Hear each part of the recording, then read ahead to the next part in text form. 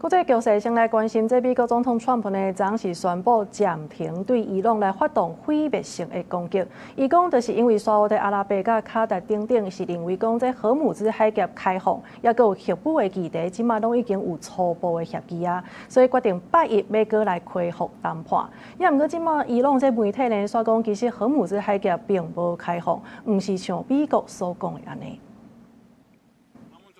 波斯湾的荷姆兹海峡大批船只共款伫咧海面上苦苦咧等待通行许可。美国甲伊朗已经是5个月冲突啊！原本美国按算要对伊朗发动二战以来上大规模的攻击，也毋过美国总统川普伫咧空军1号顶悬向媒体证实，伫咧中东盟国甲伊朗的恳求之下，伊伫咧最后一刻决定打动。But when the allies ask to call it off, you got to sort of say, well, let's see.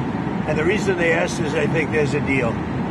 There's a deal on Hormuz, and then there will be a deal on the nuclear, or you might call it the denuclearization of Iran. I call it the denuclearization of Iran. 川普透露，双方会伫咧初三下晡针对中科荷姆兹海峡，也佮有全面终止伊朗核主威胁，正式恢复谈判。因为荷姆兹海峡掌握全球差不多2成的石油，也佮液化天然气的运输。 中科谈判的消息一出，国际原油的价格随着落价啊。We had an attack that would be the biggest attack since World War II, and it would have been disastrous for them. And they didn't want us to do it. And frankly, Saudi Arabia didn't want it either. They thought that a deal is imminent.